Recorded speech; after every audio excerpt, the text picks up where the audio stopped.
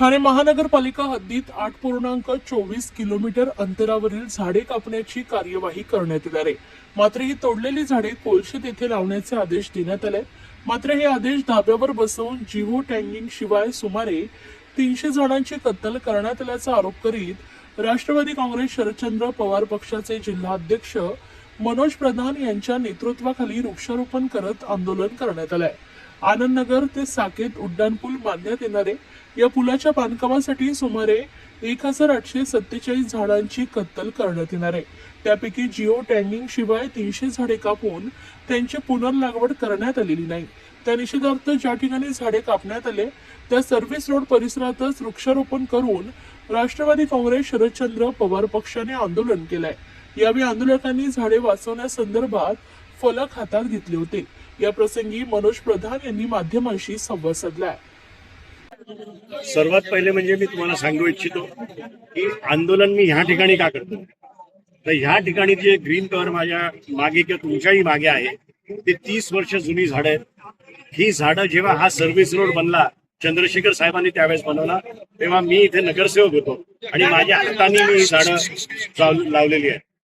मी दर झाडा 15-20 झाडांच्या मागे एक सोसायटीला नमूद केलं होतं आणि त्यांनी दत्तक घेऊन ही झाडं जगवली। आज अतिशय वाईट वाटतंय की 30 वर्षांनंतर अशा प्रकारे कत्तल होते। आता आनंदनगर ते साकेत हा रस्ता बनतोय, आम्ही डेव्हलपमेंटच्या विरोधात अजिबात नाही, डेव्हलपमेंट ही झालीच पाहिजे, पण ते करत असताना एक बॅलन्स कुठेतरी आपण आखला पाहिजे आणि त्याची आपण हमी इथे मिळत नाही।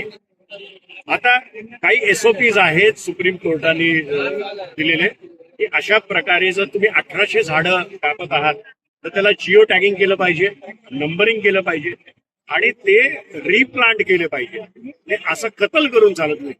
आपण ज्या ठिकाणी उभे आहोत तिकडे मुळाच्या वरतून ते कापण्यात आलेले आहेत आणि वरतून माती टाकण्यात आलेली आहे आणि अशा प्रकारची त्यांना वर्क ऑर्डर आता 177 झाडांची ऑलरेडी 300 त्यांनी कापून मोकळे झाले आहेत। असं सहन केलं जाणार नाही।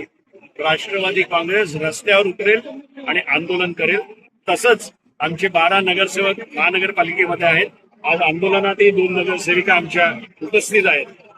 तर यांच्या माध्यमातून येणाऱ्या महासभेमध्ये लक्षवेधी सूचना याच्याबद्दल टाकली जाईल। आज ग्लोबल वॉर्मिंग बद्दल आपण नुसतं ऐकतो, पण त्याचा अनुभव आपल्याला या ठाणे शहरात मिळतोय। आज 12 फेब्रुवारी आहे आणि 35 डिग्री आज इथे टेम्परेचर आहे। तुम्ही विचार करा की पुढच्या एप्रिल आणि मे मध्ये काय परिस्थिती असेल।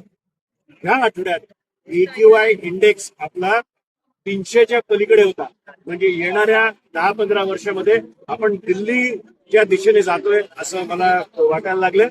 हे कुठेतरी थांबलं पाहिजे। पहिले मेंटल हॉस्पिटलमध्ये 1400 झाडं तोडली, त्याला लागून अदानीने ACCची कंपनी तोडली, त्याला लागून आशरनी मॉडेनामध्ये तोडली, ओबरॉयनी ग्लॅक्सोमध्ये तोडली आणि रेमंड राज रोजपणे झाडं तोडते। याचा विचार ठाणेकरांनी पण केला पाहिजे आणि उघड्या डोळ्याने न बघता खाली उतरून रस्त्यावर उतरून तुम्ही देखील काहीतरी याच्या विरोधात एक आंदोलन उभं केलं पाहिजे असं आपल्या माध्यमातून सांगितलं। याच्यामध्ये बेसिकली बघायला गेलं तर जयकुमार कंपनीचं हे जे टेंडर आहे 1847 कोटीचं आहे, ज्याच्यामध्ये 1788 झाडं कापण्यात येणार आहेत। जे स्वामी समर्थ एंटरप्राइजेसला एक कॉन्ट्रॅक्ट मिळालेलं आहे त्याच्यामध्ये 177 झाडं ही वर्क ऑर्डर मध्ये त्यांना रिवाईव्ह करायला सांगितलेत, म्हणजे रिप्लांटेशन आहे कोलचेतला जिओ टॅगिंग आणि नंबरिंग करून। पण आतापर्यंत 300च्या वर झाडं कापली गेल्यात। रात्री 2 आणि 3 वाजता हे लोक जी झाडं कापतायत ह्याचा व्हिडिओ मी तुम्हाला शो करू इच्छितो।